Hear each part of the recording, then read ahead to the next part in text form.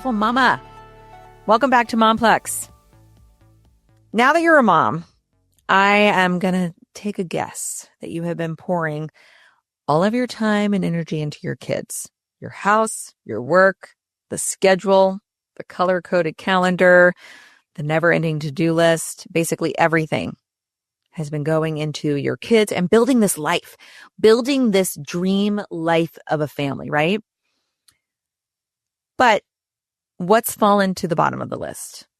Probably you, your health, and probably your relationship, your adult relationship, your marriage, your partnership. If you're like me, you read basically every book on the planet on how to be the best mom, but I haven't read one relationship book. I mean, I can barely read at night. I'm so tired.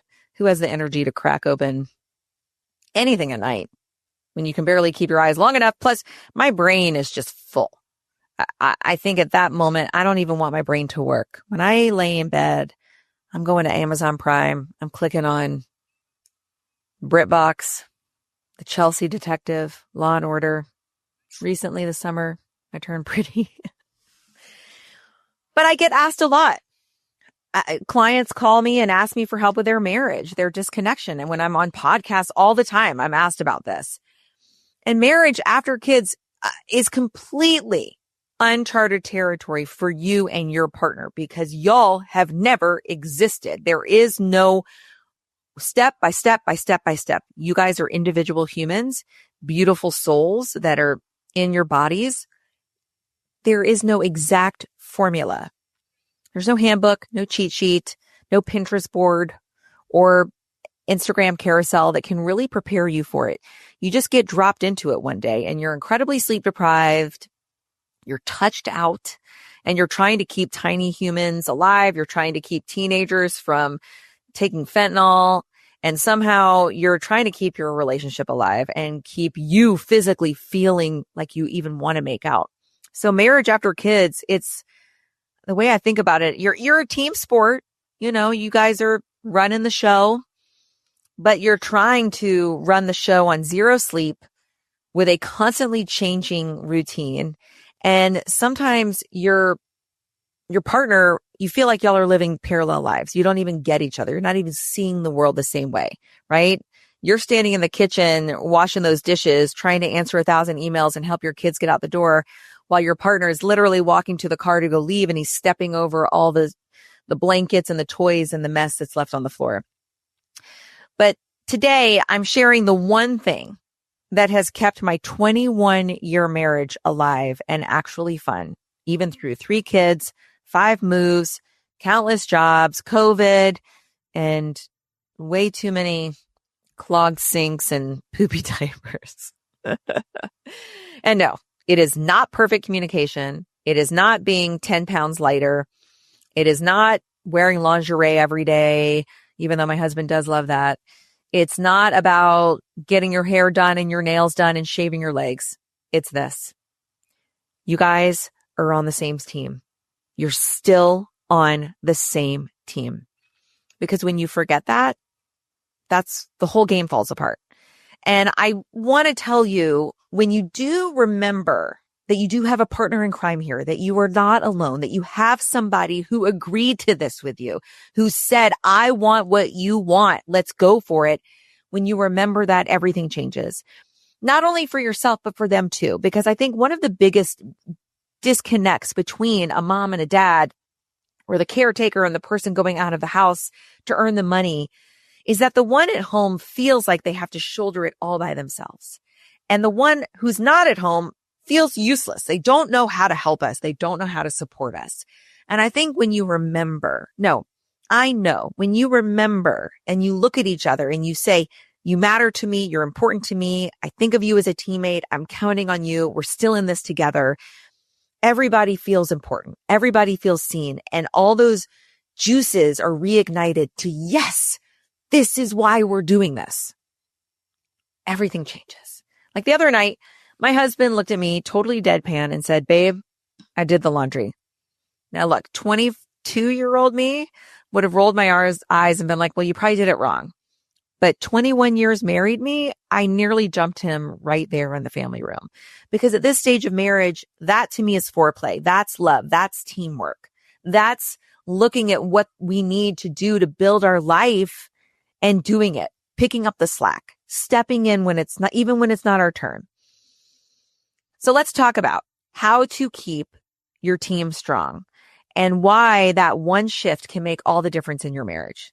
You will feel so clear at the end of this episode with all of that. But I want to rewind first to February of 2001. I had just driven cross country with my boyfriend at the time. Shocker, he didn't make it to the credits of this story. We arrived in San Francisco. I was so fired up. I was full of life. I had just packed up. I had literally packed up my entire bedroom, loaded my car, and driven from New Orleans to San Francisco. Made my boyfriend at the time drive me. And I was ready to go. I showed up in town. I was like, you know what? This is a new chapter. I'm going to say yes to every invite. And I'm just going to this is going to be a full body jump in the deep end kind of vibe. Like, we are not going to miss out on anything. And that's what I did. And then one night at Club 238, which is now Larry Flint's Hustlers Club. And yes, my husband and I pointed that out to our kids, but we did not go inside. But one night, February 2001, I saw him across the dance floor. He was wearing his high school baseball jersey, terrible lighting. His head was shaved. He had these like tiny little rim glasses and sideburns that went all the way down his face. And for me, it was boom, lightning, love at first sight. Then I was with two friends who actually knew him. So I knew that he was not a serial killer. They gave me the green light and said, nope, he's good people. So the next day with my friend, we tracked down his number. And the first thing I did was invite him to Vegas with me and 7 of my friends. We were going the next weekend. So he went and he said yes. Our first date was basically The Hangover, but without Mike Tyson or cutting off our fingers and no face tattoos. But it was awesome. And he was a perfect gentleman and we had the best time ever. Fast forward, we fell really fast. We got engaged and married in New Orleans by 2004. So we met 2001. We were married by 2004. And from day one, it felt different from any other relationship I had ever had. I felt more on eye level with him than any other person I had ever dated. I felt like we were teammates. We were in this together. We were helping each other out from the beginning. We were surviving apartment moves in the city, business school, 9/11, having $0 in the bank, business school, unknown where we were going to end up, buying our first house together, and eventually kids. Because that's what a relationship really is. That's what a marriage is. One long road trip where you keep choosing to stay together in the same car together. Since then, we've done it all. We've lived in like 4 or 5 cities. I can't even keep track. We are raising 3 kids. We have lost 3 dogs, which if I talk about it for too long, I'll start crying right now. We've rescued 2. We survived the 2007 Lehman Brothers crash. We have supported each other through countless family drama, sleepless nights, scary events with kids, scary events with family, all ups and downs, helping each other with our aging parents, helping me build my new business, helping him grow his business. And now we're launching one kid into college. And through it all, I feel like more than anything, he makes me laugh every day. We have kept a sense of humor. We even French kissed last weekend. So I'm just going to say, hell, we still got it. He still calls me at the worst possible time of day, 5:30. I don't know why that's the time. He travels all the time, but he grills me line by line on the credit card bill. He asks the pickup time for the kids like it's brand new information every single week. And yes, I still buy unnecessary random crap on Amazon, which drives him completely crazy. But none of that breaks us because we're on the same team. And teammates annoy each other. I bet if you go into any dugout, any NFL locker room, any rooming situation, you're going to find even besties who are going to say, I love this person, but they drive me crazy. Teammates mess up. But at the end of the day, they're still playing for the same win, the same goal.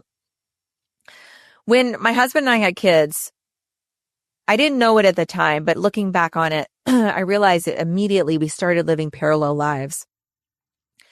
I was staying at home with the kids. He was going out to try and make us some money so we could afford the kids.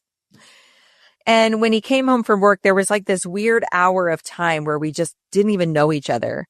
and we were trying to understand what the other person had just went through. And it was kind of like wading through a battlefield. Like I was so spent. I had probably been up to my knees in dirty diapers.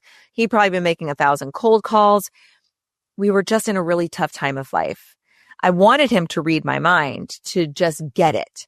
And spoiler, he never was able to do that. And that's when I realized if you don't actually remember your teammates, you'll start feeling like opponents.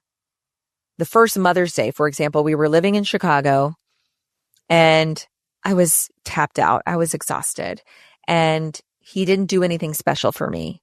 I didn't tell him I wanted anything special, but he didn't actually think outside the box and do anything special. And so across the table, he said, babe, why don't you go get yourself a mani-pedi today? And I started crying. And he was like, oh my gosh, what did I do wrong? At that moment, I felt so disconnected from him. I didn't know that at the time, but I wanted him to just like go and save me. I wanted him to have known that I needed that special moment, right? It was one of those, it's a very normal interaction, but you're not taught how to navigate that, right? That's not what I'm taught by my parents when it's time to have a kid. They're just trying to teach you sleep schedules, nap schedules. You want to get your kid on this kind of routine. But no one really came in and ever said like, hey, this is going to put a strain on your marriage. You guys are going to be, you're not going to recognize each other for a little bit. So make sure that you guys don't ever stop recognizing each other, even in the little moments. Like, I love you. I see you. How was your day? Give me a hug. Romance changes when you have kids. Romance changes regardless if you have kids or not, if you've just been together for a long time. There's always a new language that you guys have. There's a new dance. There's like a new rhythm that you have to learn. And one of the things that is really difficult is that one person might learn the dance much faster than the other, and it takes time for the other person to catch up, but it doesn't mean they won't catch up. But romance changes. Your libido changes. Your lust cools. Your energy changes. Stress builds, right? One of you passes out on the sofa at 7:45 because you're bone tired. So it's not always going to look and feel like it did when you first got together, and that's okay. It doesn't mean that you're not supposed to be together anymore. But when you do feel disconnected, where has the communication stopped? Where have y'all stopped seeing each other? Because teamwork is always available. It never expires. And every stage of marriage has its own version of sexy. Like I said, like some of the hottest texts I get now, it's like, babe, I already fed the dogs. When he unloads the dishwasher, makes the coffee, that to me is like the best hug in the world. When I order all these Amazon boxes and he helps me unpack them and break them down and takes them to the recycling bin, like that to me is like, yes, we still have each other's back. We're still building this life together. And when you grab each other's ass, when you sneak that little hug, even when the kids are like, ew, when you take 10 minutes to make out when the house is empty, that's love. That means you guys are on the same team. That's communication. That's the new dance. That's the new language. You can stay teammates if you choose to stay teammates. But I do want to give you a couple of tips that will help keep your marriage alive and help keep it fun, even after kids. These moves will help you feel like teammates again and help you feel connected and help you feel seen. Number one, it's micro moments over grand gestures. Don't wait for the perfect vacation or anniversary. 10 seconds of eye contact or a butt grab in the kitchen or a hug, a real hug, a 2-armed, like chest to chest hug. There's nothing like that is going to be more electric. In fact, they say hugging has so many like kinetic energies and healing properties, and it just is one of the most quick, powerful ways to connect. And that's similar to advice for a mom. It's like, don't wait for the vacation or Mother's Day before you take care of yourself. Take care of yourself in those micro moments. Same with your relationship. Number 2, flirt. Flirt, flirt, flirt. Send the dumb flirty text.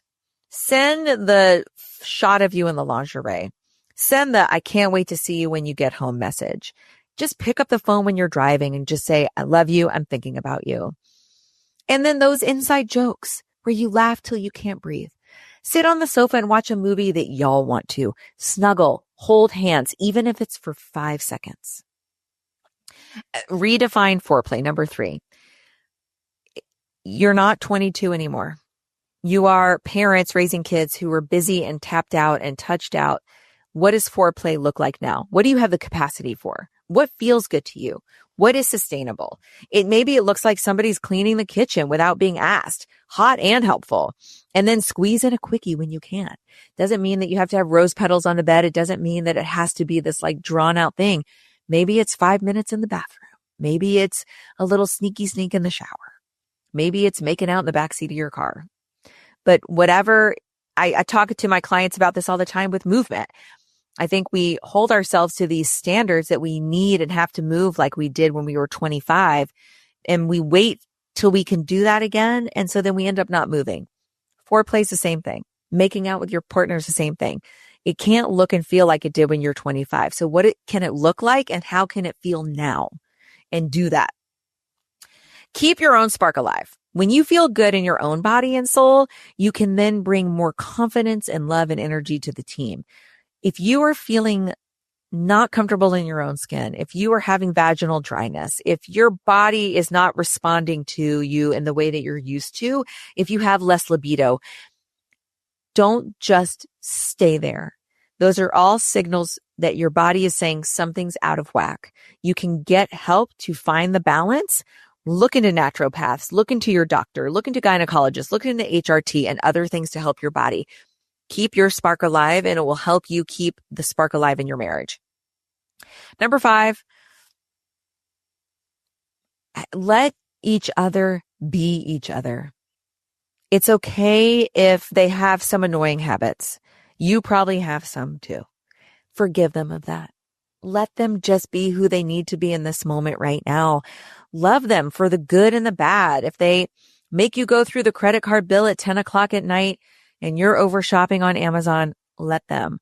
If it becomes a persistent problem, have a conversation about it. But don't write them off because they've done something that you don't think is right. Let them be. Let yourself be. That's part of the growth. That's part of the new language. That's part of the love language. Amazon Prime, that's part of my love language. I still order stuff at 2 a.m. He rolls his eyes and then he unloads the boxes for me. Teamwork. Now, I would love to hear from you. I want to know what is the funniest fight you've ever had with your partner. I want to know what is the sexiest thing they do for you right now. Is it taking out the trash or switching the laundry? And then what is your one thing that you've learned about marriage after kids that's really resonated and something that you can share with other moms? DM me on Instagram, email me. Let's laugh and learn from each other. Because I do think that really maintaining a strong relationship after having kids takes work. You can have the greatest relationship in the world, but it is going to take intentional hard work. We don't just want to forget to fan the fire. We don't want to forget to fan the fire of our relationship and allow the definition of the relationship to change and evolve. 21 years in, here's what I know. Marriage for us is not about grand gestures or perfect communication. It's about choosing each other, seeing each other, even when you'd rather choose sleep. Because at the end of the day, you guys are the original team. So whether it's going for a drive together, having a cup of coffee in the morning together, clinking wine glasses on the sofa, or sneaking in a kitchen grab while your kids scream, ew, remember the one thing that matters the most. You guys are still a team. You're still on the same team. I'm here for you. I'm going through it too.